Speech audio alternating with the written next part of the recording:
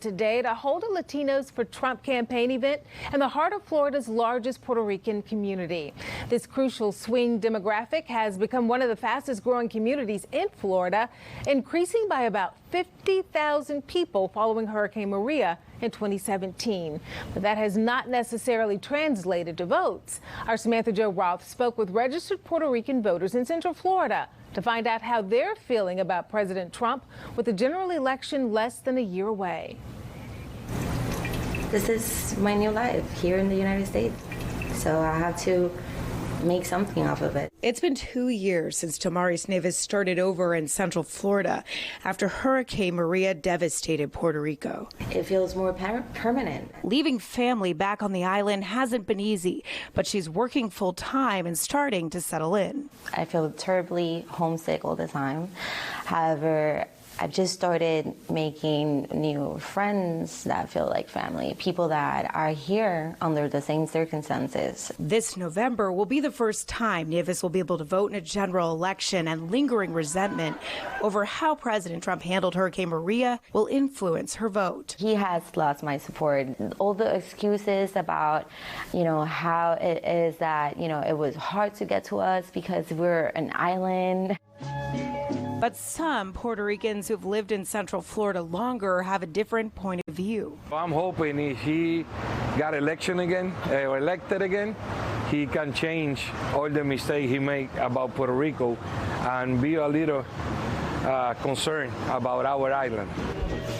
Igor Baez and his wife Darlene Ramirez relocated from the island over 20 years ago. We're happy people. While this couple share a passion for art, Everybody here is an immigrant, even the president. they do not share the same opinions about President Trump, even though they both voted for Hillary Clinton back in 2016. I think he's been doing so far a great job and for the nation. Not everybody agree with his decisions, but for being a president, you need to take tough decisions. For me, no. No, I think that we need to give the opportunity to other people to work.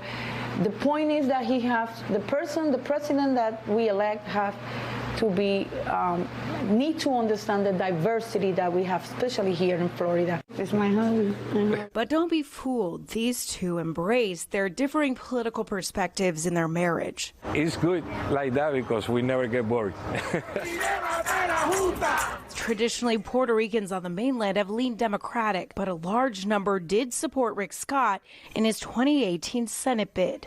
The big question, regardless of who they support, is will they turn out this year? Last year, there were over 107,000 newly registered Hispanic voters in the state. The way that we vote in the island, specific in Puerto Rico, but here we have different ways to vote, different time to vote. That get a little confused. They decide to not vote. And when you look at the midterm election in 2018, Puerto Ricans lagged behind other Hispanic groups in voting. They've been living here long enough. Nieves believes that's because many Hurricane Maria evacuees were just getting on their feet.